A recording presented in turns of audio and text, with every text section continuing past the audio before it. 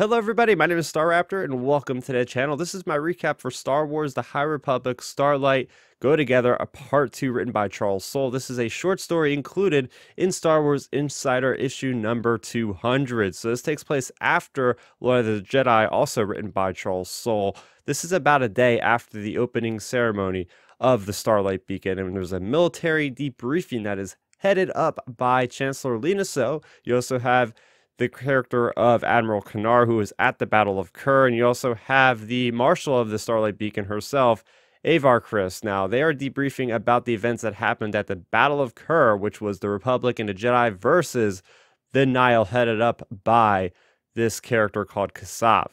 And while the Nihil were completely wiped out, the Jedi are trying to figure out what their tactics were, how they can better combat to get them against them if they can come back. So the whole crazy part was the tactics used by the Nihil were just vicious. They used gas, they dropped like different kinds of ooze in space that destroyed the Republic, and they used micro jumps. So somehow Adren and Joss, they were able to combat against the Nihil while the rest of the Republic were getting destroyed. Only the Jedi were able to really sense where they are micro jumping from. So that is why Pikka and Joss are there. They are getting their brains picked by the information for the Republic to better use against in situations like this. And it turns out that Pikka was able to hack the different systems in her long beam, which allowed them to have more maneuverability to be able to special target these different fighters. So by the end of this debriefing, we have them going back to the room. We have Joss and Pikka Adren, they're packing to go away, finally on their 2-week vacation they've been talking about through Light of the Jedi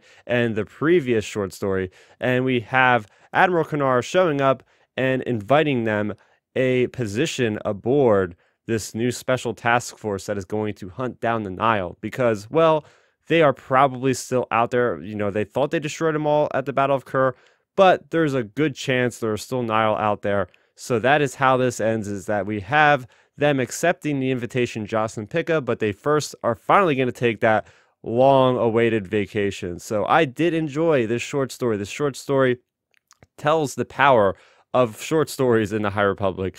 We are learning new information. We are getting characters' perspectives of certain situations. I do like the flashback sequence in here that has Josh, you know, from his pilot seat going through the Battle of Kur, experiencing the horrors of this battle. Remember, these guys are just engineers. They were engineers in part 1 of Go Together, which I have a recap on this channel you could check out.